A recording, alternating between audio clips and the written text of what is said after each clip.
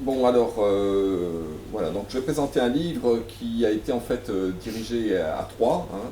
J'ai travaillé avec Denis Sian, qui est un chercheur américain, qui, a, qui est très connu à la fois aux États-Unis et internationalement, puisqu'il a animé plusieurs revues de recherche. Il a lui aussi été président de l'Arnova. Et il a publié de très nombreux livres. Voilà. Donc j'ai eu la chance de pouvoir travailler avec lui, puisqu'il m'a suivi en fait, depuis le début de mes travaux. Et donc avec Jean-Louis Laville et Denis Siang, on a eu l'idée de construire ce livre à partir d'un ensemble de recherches qui existaient déjà, et surtout de faire dialoguer des espaces de recherche qui dialoguaient pas vraiment. Alors ce livre, vous allez remarquer, il est en anglais. Mais l'idée aussi, c'était de montrer qu'il y avait des recherches en matière de gouvernance et des recherches au secteur associatif qui se tenaient dans différents pays et que ces différents pays n'échangeaient pas entre eux. Et que ce qui dominait, excuse-moi Francis, c'était plutôt le domaine américain, enfin la recherche américaine qui dominait pour deux choses. La première chose, c'est qu'elle a été en avance sur nous, d'une certaine manière. Il y a eu un vrai travail de recherche qui a été fait pendant des années aux États-Unis. Et puis deuxième plan, sur le plan international, c'est quand même plus facile quand on écrit en anglais, donc il y a un problème de visibilité. Et la recherche française, comme la recherche d'autres pays, a été un petit peu incommodée pour pouvoir faire passer ces idées sur le plan international. Donc l'idée de ce livre, c'était déjà faire ça, faire l'état des lieux, l'état des recherches dans différents pays. Il y a 11 pays qui sont présentés dans ce travail de recherche, et de faire dialoguer une recherche qui est bien connue des spécialistes, la recherche américaine, avec d'autres espaces de recherche.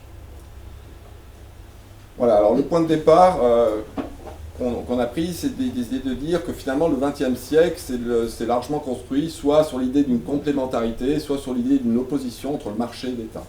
Et ce qu'on observe avec ce début du XXe siècle, les idées sont vieilles, hein, les idées d'économie sociale et tout ça, du tiers secteur, c'est des idées qui remontent depuis longtemps. Mais on voit maintenant apparaître, et nous on l'a vu par exemple en décembre 2014 en France, des formes légales qui institutionnalisent, qui réglementent, qui rendent officielle la présence de ce troisième secteur à côté du marché d'État. Et donc on a un certain nombre de lois cadres qui sont apparues. Alors moi je vous renvoie sur un livre que je trouve intéressant, c'est fait par Raphaël Chavez et Daniel Demoustier, qui c'est un travail international lui aussi, qui est allé voir dans chacun des pays comment s'était construit ce concept, sur quel concept on s'était basé sur la recherche, et derrière quel type de reconnaissance institutionnelle il y avait eu lieu, et quel type de politique publique commençait à démarrer dans ces pays. Donc ce qu'on voit démarrer actuellement, c'est cette prise de conscience que ça existe, qu'il faut en tenir compte, et qu'il faut qu'on ait un cadre réglementaire pour jouer avec. Alors derrière tout ça, le premier point, et vous allez voir tout à l'heure, c'est le démarrage du livre, c'est qu'il y a une multiplication de formes hybrides. Tout à l'heure, Francis parlait d'entreprise sociale, donc l'entreprise sociale, d'autres formes d'organisation du tiers secteur apparaissent, et en fait, les appellations sont nombreuses, que ce soit sur le plan international ou en France, et derrière ces appellations nombreuses, c'est-à-dire qu'il y a un certain flou sur les directions qu'il faut donner par rapport à la définition, l'appellation, et les politiques publiques par rapport à ce secteur-là. Donc c'est sur ce point de départ qu'on a lancé ce projet. Alors le livre est construit sur deux parties, il y a deux parties dans ce livre, et les deux présentations auxquelles vous avez assisté sont issues de la première partie. La première partie, je vous la donne ici, vous ne le verrez pas, mais vous pouvez consulter les documents qui sont à votre disposition là, sur la table. La première partie vise à traiter de la gouvernance avec une vision qui est plutôt une gouvernance interne. Intéressons-nous à l'organisation, essayons de voir un petit peu dans les présentations qui ont été faites, quelles sont les instances, comment elles dialoguent, quels sont les rapports avec les partenaires, qu'ils soient les partenaires internes ou externes, mais le point de départ, c'est une réflexion sur l'organisation en tant que telle. Et dans cette première partie, on a voulu prendre ce point de vue et essayer de voir un petit peu quelles étaient les limites d'une approche du tiers secteur, l'entreprise sociale ou de l'organisation des associations, en prenant ce point de départ de gouvernance interne. Et derrière ça, on a eu des travaux intéressants donc, de Mélissa qui nous a dit, première chose, l'environnement est oublié, si on se focalise trop sur l'intérieur. Et c'était une question qui était au départ de la recherche américaine qui était présente, mais qui est partie. Et s'il faut remettre l'environnement, il ne faut pas le remettre comme ça a été conçu au départ seulement sur un plan financier, mais il faut l'ouvrir à d'autres éléments qui sont la politique, le droit, les normes, etc. Le travail que vous a présenté Samuel, c'est toujours le même point de départ, dire que le principal modèle qu'on a eu lorsqu'on a commencé à travailler sur la gouvernance des associations, c'était le modèle qu'on appelle corporate governance, le modèle d'entreprise. Et le modèle d'entreprise, toutes les recherches sont basées sur cette notion de rôle et fonction du conseil d'administration. Et donc avec le travail réalisé avec Samuel et Stéphanie Châtelain, l'idée c'était d'essayer de voir s'il n'y avait pas d'autres instances qui jouaient pour essayer justement de faire évoluer le modèle et d'essayer de voir si là on pouvait trouver la spécificité de la gouvernance des associations. Donc on a un chapitre introductif de Gemma Donnelly-Cox qui traite de la question de la gouvernance et de l'hybridation dans le tiers secteur. On a les 2 chapitres qui vous ont été présentés. Et puis après, on a un chapitre sur un nouveau type de gouvernance qui apparaît. En anglais, ils appellent ça network governance, l'idée qu'une gouvernance en réseau. C'est-à-dire que la gouvernance va commencer à se penser, non pas à l'intérieur d'une seule organisation, mais 2, 3, 4 organisations qui s'organisent, qui se structurent. Et là, c'est aussi un chantier qu'on a commencé à lancer avec Géraldine Schmitt. C'est comment, dans le cadre des restructurations qui ont lieu actuellement avec les nouvelles politiques publiques, les nouvelles façons de dialoguer, de contracter avec les associations, comment les associations entre elles peuvent s'organiser et trouver des formes de gouvernance en réseau. Un autre chapitre qui est très intéressant, qui travaille sur le cas italien, c'est de se dire finalement la question de la gouvernance, c'est aussi la question du nombre de parties prenantes. Et l'idée qu'il y aurait des organisations avec multi-parties prenantes, de plus en plus de parties prenantes se ralliant au projet, avec leur diversité d'intérêts, avec leur diversité de modes d'implication dans le projet. Et donc il y a toute une réflexion de recherche qui est basée là-dessus, sur l'idée, plus mon nombre de parties prenantes augmente, comment je continue à pouvoir avoir une gouvernance adaptée. Et puis dernier chapitre de cette première partie qui a été fait par des collègues suédois qui se sont dit la gouvernance des associations commence à être connue. La gouvernance, comme le disait Samuel, on peut le penser comme le management du management. Et là-dessus, il commence à y avoir de la visibilité, non seulement en termes de recherche, mais en termes, comme l'a dit Francis Rouer, des autorités publiques ou des pouvoirs publics qui attendent un certain nombre de retours, mais pas que. Et donc l'idée, c'est que cette gouvernance en tant que telle, elle offre une lisibilité, elle est porteuse d'un message. Et donc la façon dont une association fait le choix de sa gouvernance interne va avoir une portée sur l'extérieur. Donc cette idée que finalement tous ces papiers traitent sur cette idée que le point de vue de gouvernance interne est intéressant, mais il n'est pas suffisant. Donc la deuxième partie essaie d'explorer comment finalement élargir ce concept de gouvernance d'entreprise de l'association vers un cadre plus large qui peut être le cadre sociétal. Alors là, je ne vais pas vous faire tous les chapitres parce que tous les auteurs n'ont pas pu venir, ça serait un peu long, mais disons qu'il y a 3 directions qui sont données au travers de 6 chapitres. Il y a 2 chapitres qui envisagent comme perspective théorique la gouvernance des communs, et notamment dans la lignée des travaux d'Elinor Rostrom, je vais vous en parler. Il y a 2 autres chapitres qui s'interrogent sur la question démocratique et comment la démocratie peut avoir un lien avec l'espace public et comment la démocratie s'exprime dans une pluralité, mais là encore, je vais y revenir. Puis 3e axe qui est présent dans cette dernière partie, c'est les 2 derniers chapitres, qui se disent il faut peut-être changer de référentiel, il faut peut-être élargir la question de l'espace économique, et donc là on fait appel à des auteurs tels que Karl Polanyi ou Guerrero Ramos pour essayer de changer le registre du cadre de référence et le registre aussi de la rationalité en œuvre. Alors je vais reprendre ces 3 axes et je vais essayer de les expliciter et de vous montrer à la fin, ce sera ma conclusion et c'est un peu la conclusion du livre, essayer de voir comment ces 3 perspectives peuvent être rassemblées pour faire sens à l'intérieur d'un espace qui, vous allez voir, débouche sur une autre façon de penser cette opposition entre le marché et l'État.